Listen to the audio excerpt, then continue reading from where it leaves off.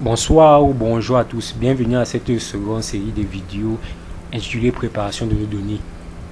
J'aimerais, avant de commencer, que chacun puisse avoir une idée sur le problème à laquelle nous allons essayer de résoudre tout au long de cette série. Pour le comprendre, essayons de visualiser cette courbe d'évolution de la production des hydrocarbures en fonction du temps. Cette dernière s'effectue en 3 étapes. Nous avons d'abord la découverte du puits en question, c'est-à-dire la position naturelle. Ensuite, lorsque cette position atteint le plateau qui représente la 3e phase, et la dernière, c'est la chute de la production. Et tout notre travail se pose au niveau de ce déclin. C'est ici donc que les ingénieurs vont intervenir pour pouvoir connaître à quelle période il faudra pour abandonner ce puits et le début de production qui existe dans ce puits, ou soit connaître à quelle date il faudra pour intervenir, soit améliorer la production de ce dernier en effectuant une récupération secondaire soit tertiaire. Donc le problème tout au long de cette série, c'est de connaître le temps à laquelle il faudra pour abandonner ce puits et le débit qui restera dans chacun de ces puits, le débit de production des hydrocarbures qui restera dans chacun de ces puits. Ok, comme tout ce problématique a été posé, ici, je voulais vous montrer la méthode à laquelle nous allons utiliser. Dans Oilfield Manager, la méthode qu'il utilise le plus, la méthode APS. Les deux autres méthodes qui restent, la méthode de Fiskovich, la méthode de Blazinger, Oilfield Manager n'a pas encore ce module.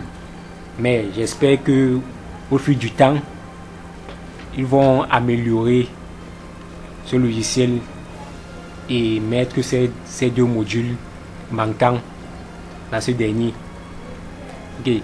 Ici, la toolbox à laquelle ce logiciel contient, il y a trois types de courbes de résolution du problème. Nous avons d'abord le déclin exponentiel. Dans le cas où B égale à 0, nous pourrons trouver un débit de production lorsque nous injectons la production initiale dans notre réservoir basé sur cette équation où D ici là est le déclin nominal, DI plutôt. Dans le cas où nous avons un déclin hyperbolique, c'est-à-dire que la valeur de B va varier sur ces différents intervalles, et la formule pour calculer le débit est représentée juste ici. Et lorsque nous avons un déclin harmonique, voici la formule du débit. Avons toutes ces 3 équations que la toolbox du Oilfield Manager comporte. Et à l'intérieur, nous allons faire varier B. Exactement lorsque B varie, le déclin nominal aussi varie. Ok, pour donc lancer dans la préparation de nos données, nous n'allons pas directement utiliser Oilfield Manager. Comme j'ai dit précédemment, comme bonus, vous aurez un traitement de données à l'aide de la programmation Python. Pour débuter donc, il faudra aller créer un nouveau dossier. Par exemple, ne venez pas créer ce dossier au bureau, car Python ne parvient pas à lire les dossiers qui se trouvent au bureau. Bon, allez dans document ici, vous créez un dossier que vous voulez. Moi je l'ai fait, j'ai créé le dossier, il se nomme Oilfield Manager. Et vous n'aurez pas, votre dossier sera vide. Mais le seul truc que vous aurez, c'est ce dossier production qui est un fichier Excel. Vous pourriez aller en dessous de ces vidéos, télécharger ce dossier, plutôt ce fichier. Ok. Une fois que ce fichier a été téléchargé, vous l'ouvrez et voici à quoi ressemble ce fichier. Concernant le traitement de nos données, l'objectif ici, c'est de pouvoir identifier sur chacun de ces puits qui se trouvent au niveau de ce champ un seul puits qui catégorise tous les éléments d'huile, de gaz et d'eau. Par exemple, si je veux vous montrer combien de nombre de puits qu'il y a dans ce fichier Excel, je pourrais aller dans filtre et puis sur filtre et je déroule. Vous connaissez qu'ici le nombre de puits pour le catégoriser est tellement énorme. Catégoriser, ça veut dire quoi? Ça veut dire que ouvrez une nouvelle feuille Excel. C'est ça que je te viens est revenu plutôt sur la feuille de production. Copier ce puits-ci et juste venir sur cette seconde feuille Excel et le coller ici à l'intérieur. Or, vous pensez que le faire sur ces différentes puits est tellement énorme et ça va prendre du temps. C'est pour ça qu'on a pu trouver un langage de programmation Python qui va concerner donc l'intelligence artificielle, à laquelle nous allons faire un traitement de données pour pouvoir en un seul ligne de code créer une nouvelle feuille et de catégoriser tous ces puits un par un dans cette seconde feuille. Ok, pour donc faire tout cela, nous allons utiliser l'éditeur de test Python.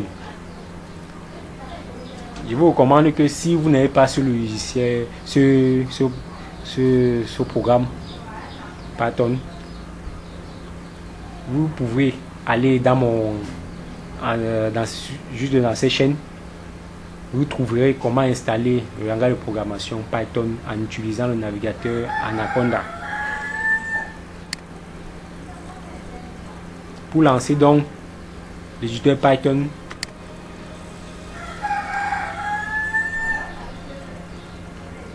on va juste chercher en utilisant comme éditeur de test Jupyter. À la barre de recherche, nous allons le lancer.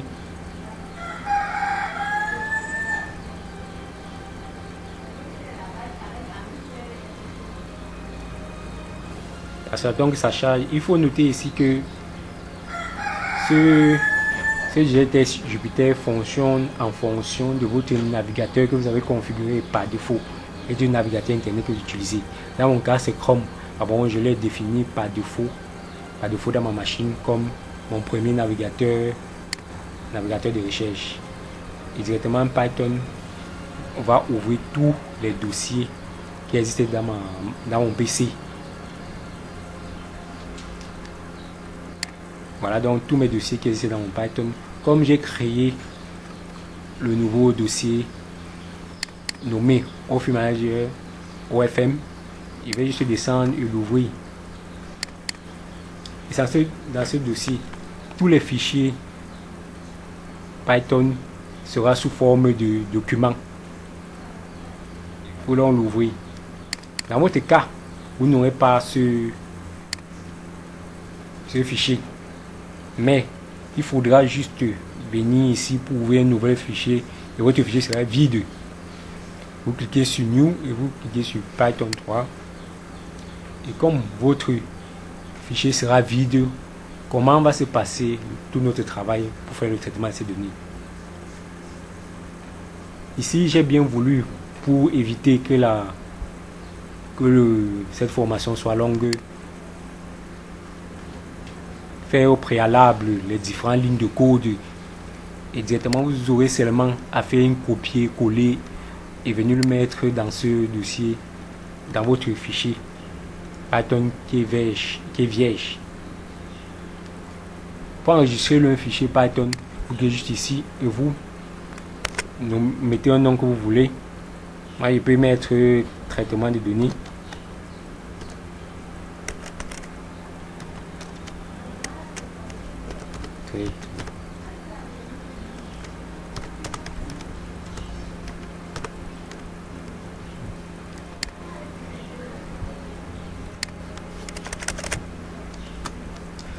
Rename.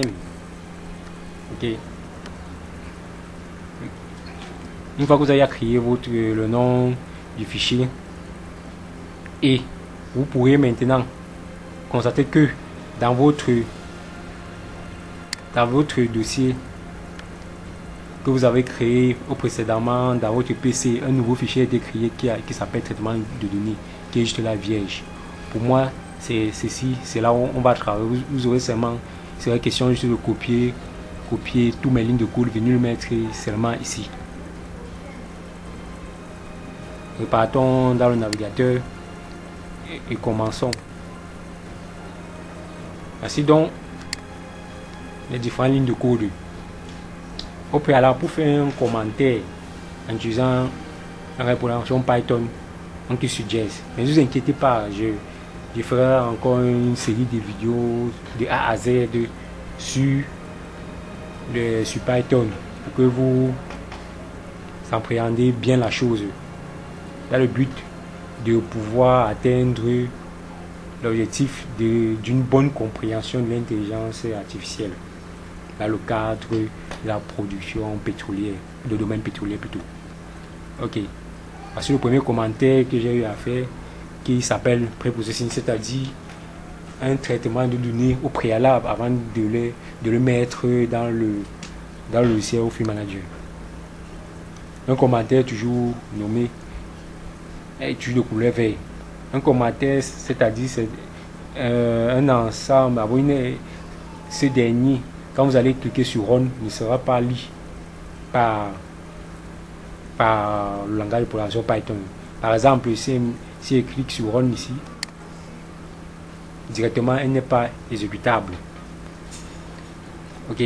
Pour la deuxième cellule, vous pourriez juste saisir ces différents modules. Pour le premier module qui est le module NumPy, elle va nous permettre de créer juste les différentes matrices, c'est-à-dire les différentes colonnes et lignes. Parce que ce module NumPy est très important pour les différents modules qui viennent juste ici en dessous. Et chacun d'elles dépend des autres. Panda dépend de NumPy parce que pour créer les différentes feuilles, cellules et colonnes, Panda a besoin du module NumPy. Ensuite, Panda est on peut dire un grand frère du module, du logiciel Excel, parce que tout ce que Excel fait, Panda fait. De A à Z, je vais essayer de faire aussi un ensemble de tutoriels sur Panda pour que vous pourriez bien appréhender tout ce qui se passe à l'intérieur de ce module. Par la suite, Matplotlib va nous aider à visualiser les courbes en fonction des paramètres à laquelle vous avez mis sur Panda. Moi, c'est-à-dire, si vous avez mis les coordonnées X et Y pour visualiser la courbe Matplotlib, directement en appliquant le module Matplotlib, il va directement générer les courbes. Seaborg permet aussi de visualiser les courbes de manière plus avancée, c'est-à-dire il va catégoriser les différentes données que vous avez entrées pour générer les courbes suivant les paramètres que vous avez choisis. Ok. Une fois que vous avez copié ces différents modules que nous allons importer dans la bibliothèque de Jupyter, bon, vous sélectionnez, vous copiez, vous cliquez juste sur CTRL C. Vous venez juste le coller ici. Si vous collez ici, une fois que vous l'avez collé, vous cliquez juste sur Run. Vous patientez que ça charge tous les packages de ces différents modules. Pour la première fois, cela va mettre un peu du temps. Et cela dépend de l'espace à laquelle vous avez au niveau de votre PC. Plus votre espace est très rempli, plus l'exécution des programmes de Python va prendre du temps. Dans mon cas, vous voyez, vous constatez que ça prend du temps. Et l'exécution se termine lorsque ce rond sombre ici devient encerclé, comme ici. Bon, quand ça sera vide comme ça sera plus sombre. C'est-à-dire que l'exécution de ce programme est terminée. Et vous pouvez voir ici aussi que on a une forme de deux gobelets à laquelle l'autre est rempli et l'autre est vide. Bon, si ça se termine, vous n'aurez plus cette icône. Donc, patientons que ce dernier finit d'importer. Après avoir importé nos données, pour ouvrir une nouvelle cellule, vous pouvez cliquer juste sur ce bouton qui veut dire insérer une cellule en dessous. Soit vous venez dans insert, vous cliquez sur insérer une cellule, soit au-dessus, soit en dessous. Une fois que vous le connaissez, vous revenez juste sur la prochaine ligne de code. Et vous voici. On va juste effacer le dièse, vous copiez et vous collez. Cette ligne de code signifie juste que j'ai créé une nouvelle variable et j'ai affecté une valeur. Elle va nous permettre de lire nos données. Pour lire nos données, il suffit juste que je mette d'abord les deux apolas là et pas copier le titre de mon dossier. Mon dossier de fichier Excel. Cliquez juste sur F2 et vous le copiez. Il est important de le copier juste sans modifier.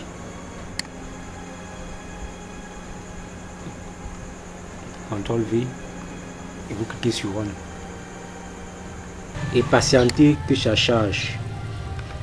Et maintenant vous pouvez juste continuer à copier toutes mes lignes de code et venez le mettre dans votre page.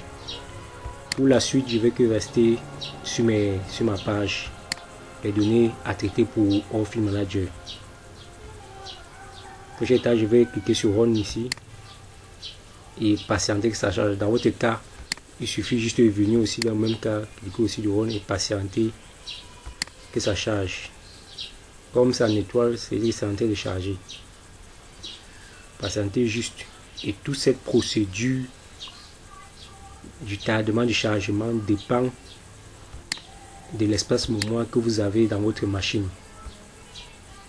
Par exemple, dans mon cas, vous constatez que la mémoire de mon PC a déjà dépassé les 60%. Il faudra que votre mémoire est dans l'intervalle soit de 50% si c'est plus grand pour que l'exécution se passe plus rapidement.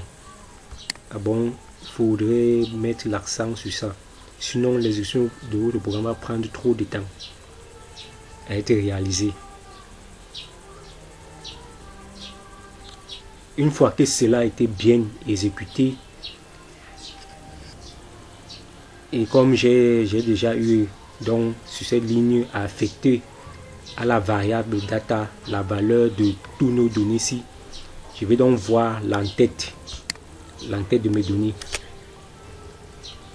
en affectant juste à la fonction read les données data. Donc nous allons l'exécuter pour voir l'entête de nos données. Voyons bien l'entête de nos données.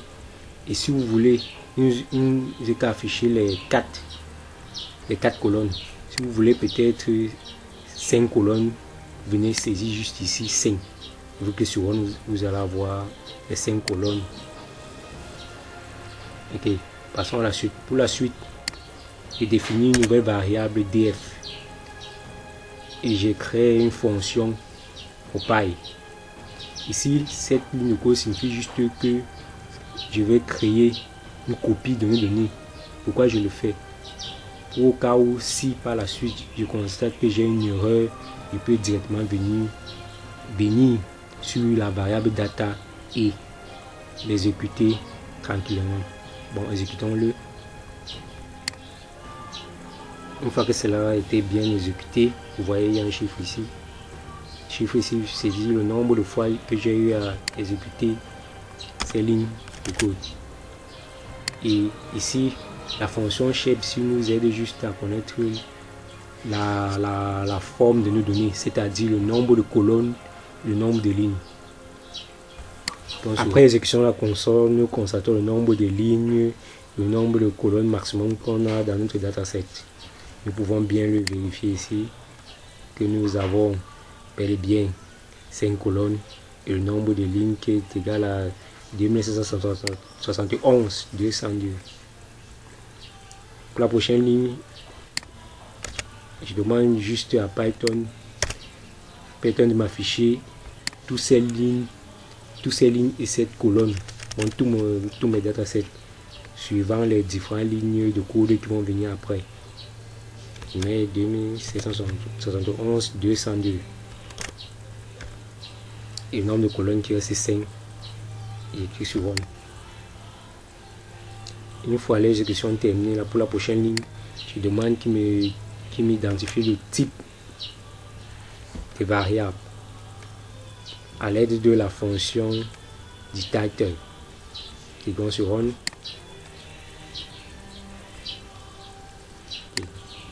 Nous remarquons ici là que nos types, les champs et les variables sont de type objet. Date, data time, oil et type entier, je veux dire integer, c'est-à-dire les variables qui ont les virgules.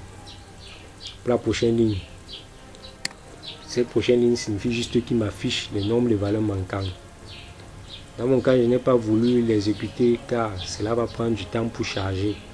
Bon, j'ai voulu vous montrer juste le résultat que vous allez avoir en faisant juste une copier-coller sur votre page. Vous cliquez sur Run. Comme résultat ici, vous aurez un ensemble de données. Ah bon, ça c'est tous mes données. Ceci qui va jusqu'à 2671 202.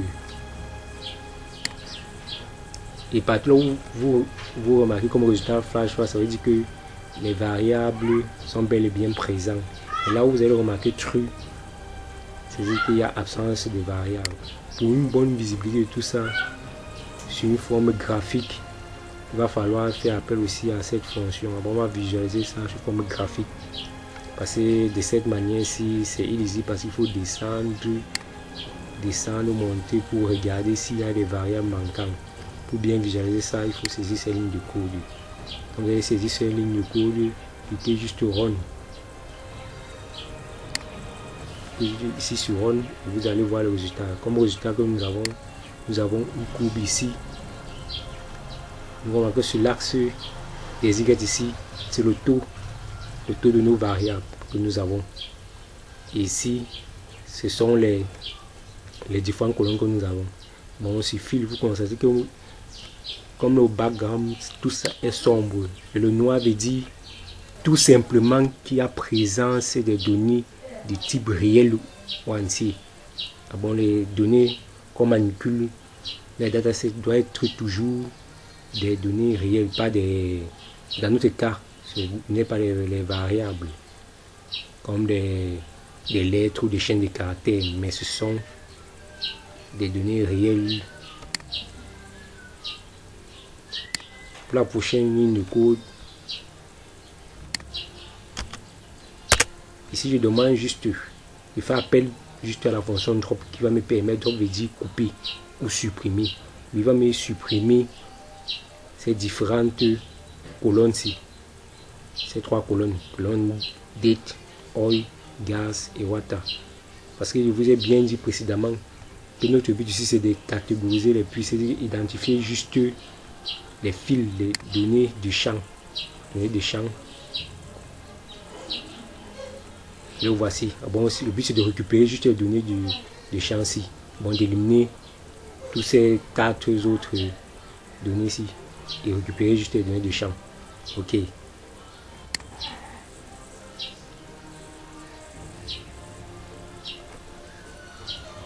Une fois que vous avez saisi, et je marque ici axe égal à 1, ça veut dire qu'il va l'appliquer juste sur les axes des colonnes. Si vous mettez axe égal à 0, il va l'appliquer sur les lignes. 0 veut dire ligne, 1 veut dire colonne. Donc sur Run.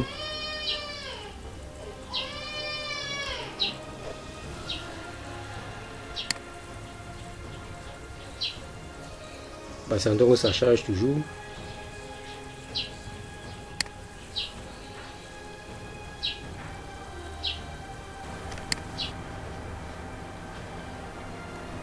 Une fois que le chargement est terminé, passons à la prochaine ligne.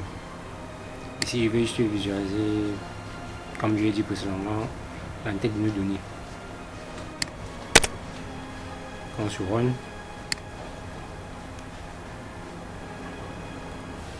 vous voyez bien, il a supprimé les 4 autres colonnes. Mais là, c'est que la colonne du champ. Donc, pour la prochaine ligne, je vais juste vérifier si bel et bien j'ai toujours la même forme, c'est-à-dire que les mêmes colonnes qui seront différentes et les lignes qui vont rester identiques.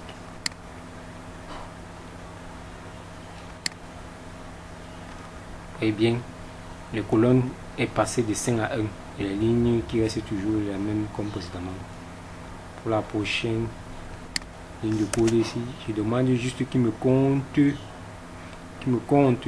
nombre de données qu'il y avait au niveau de chacun des puits. Il va identifier un puits, il va me donner le nombre de variables qu'il y avait à l'intérieur. Et quand je mets normalisa égale à flash, c'est-à-dire que je veux qu'il me compte du plus grand au plus petit. Alors, il va me résumer tout ces variables de la plus grande valeur à la plus petite valeur. Et quand on se run,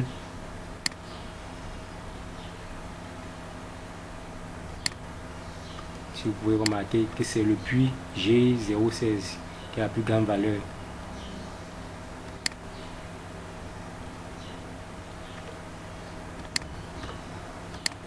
Et la plus petite valeur, nous allons descendre, c'est le puits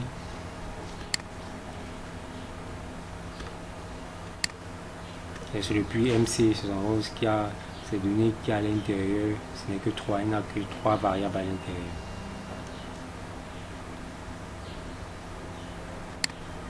Maintenant pour la prochaine ligne de code, je demande juste qu'il me fait un coupage des données qui se répètent. C'est pour ça que j'écris, je mets la fonction duplicate. Il va me faire une répétition des données qui se répètent dans mon dataset.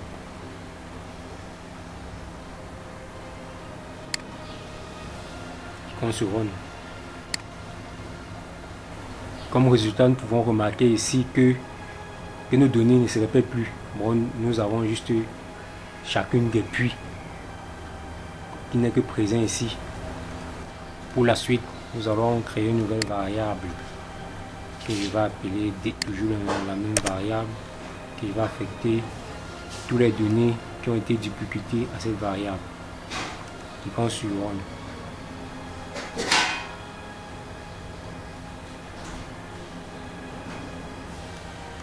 Une fois pour la prochaine ligne, je vais juste voir le nombre, la forme, le nombre de lignes, le nombre de colonnes de ces données.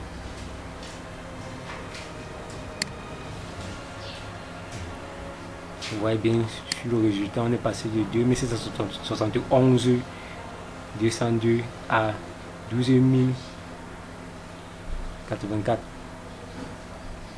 à 1284 avec une ligne, car j'ai eu à dupliquer, c'est-à-dire supprimer les puits qui se répétaient. Pensez que dans notre champ, il y a donc 1284 puits. Et maintenant, pour terminer, nous allons juste enregistrer nos données sur une nouvelle feuille Excel et un nouveau fichier. Allons d'abord définir le chemin d'accès. Pour définir le chemin d'accès, il va falloir taper ces lignes de code et mettre R qui veut dire écrire une nouvelle fichier Excel et définir quelle est la feuille Excel, le nom de la feuille Excel que je veux enregistrer à l'intérieur. Grande définition dans l'emplacement du fichier. Je vais bien créer ce nouveau fichier dans le dossier que j'ai précédemment créé. Je copie juste le chemin, je le colle ici et j'ajoute le titre à ce fichier Excel. Je vais mettre le titre, le nouveau titre que je vais mettre, c'est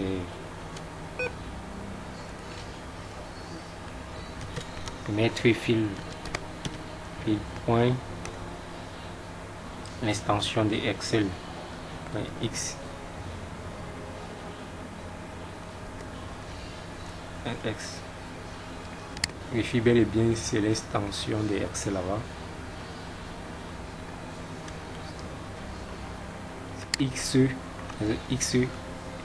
L S X. Avant ça finit avec X. Je le X. Il faut bien copier l'extension, sinon ça ne va pas marcher. Tout ça en minuscule. Le nom que je vais attribuer à cette feuille, je mets peut-être catégorie.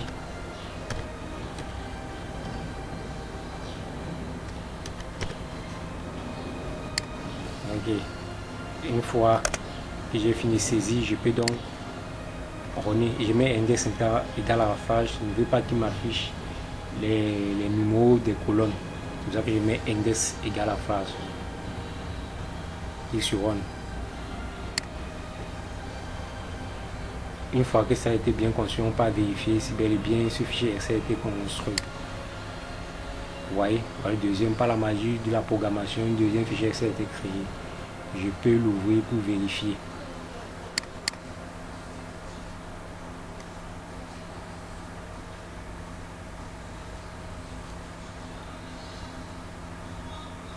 Et nous voilà bel et bien ces données qui étaient bien catégorisées.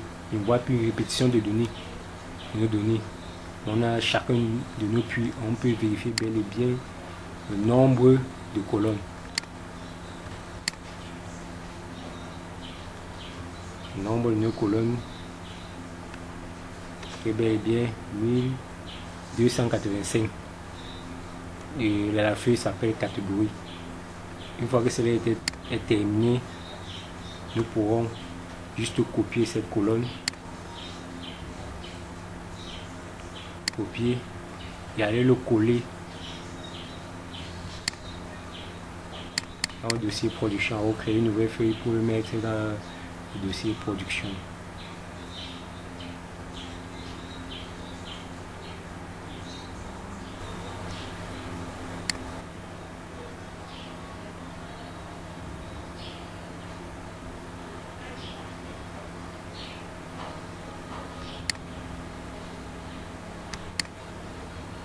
Changeons le nom de cette feuille par catégorie.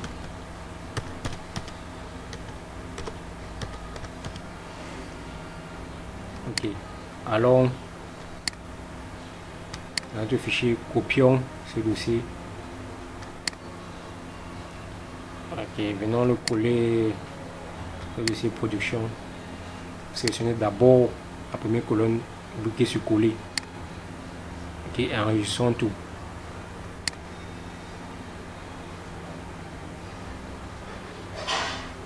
Ok, voilà donc ce travail que nous avons eu à faire, c'est-à-dire identifier juste un seul puits au niveau de la colonne fil.